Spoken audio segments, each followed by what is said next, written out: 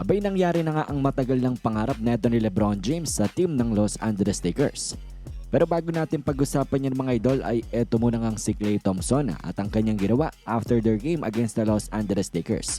Well, sa video clip ngang ito ay makikita natin si Klay Thompson na parang may regalo ngang dala dito nga sa isang lalaking ito. And well, ang lalaking yan nga mga idol ay isang doktor. Siya ang doktor na nag-repair nga nung Achilles na ito nga ni Klay Thompson nung na-tear niya nga ito nung 2019. Panoorin natin ang video clip na ito. Oh my gosh, this is unbelievable. Without you, I would not have been a second leading scorer on the championship team. Who would have thought? I can't thank you enough. I can't thank you enough. You kidding me? Unbelievable. I didn't even think Can we that get a was possible. picture? Yeah. Get a picture too. Let's find a good wall right here. Well, itong si Klay Thompson ay niregalo niya nga sa doktor na ito ang kanyang 2022 championship ring with the Warriors. Ang kanyang sinabi ay without yung nga daw ay hindi siya magiging second leading scorer on a championship team noong taong 2022. Mukhang ang taus-puso talagang pasalamat ni Klay sa kanya, binigay pa ang championship ring niya. At ngayon ay yadrang ang pag-usapan mga idol ang pangarap ni LeBron James sa team ng Los Angeles Lakers na nangyari na nga. Laban nga yan sa team ng Dallas Mavericks. Well, kung napanood nyo nga yung laban ay napansin nyo na itong si LeBron James sa first to 3 quarters ay medyo chill nga lang pagdating sa opensa. Kumbaga kalmado lang itong si LeBron James at hindi ganun ka-aggressive.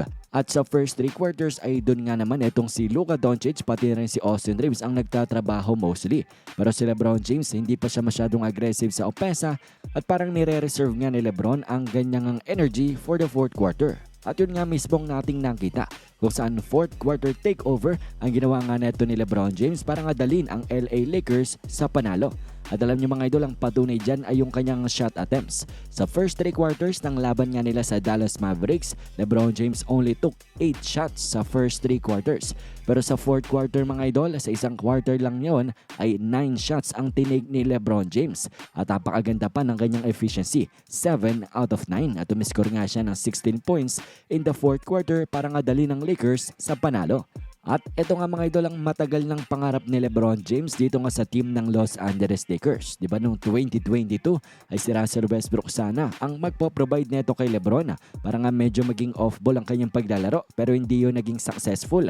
Pero ngayon, 3 years later, ay itong si Luka Doncic lang pala ang sasagot at ang tutupad din sa pangarap ni LeBron James na magkaroon nga ng isang player na mapagkakatiwalaan niya na hawakan ng bola sa first o 3 quarters habang siya ay nagko-conserve ng energy, and in the fourth quarter, he completely takes over para nga dalhin ng Lakers sa panalo. So for sure, happy yan si LeBron James at makikita pa natin ito siguro mga idol sa mga next games nila kung saan si LeBron ay parang coasting lamang first to 3 quarters and then sa fourth quarter, doon nga siya bibira.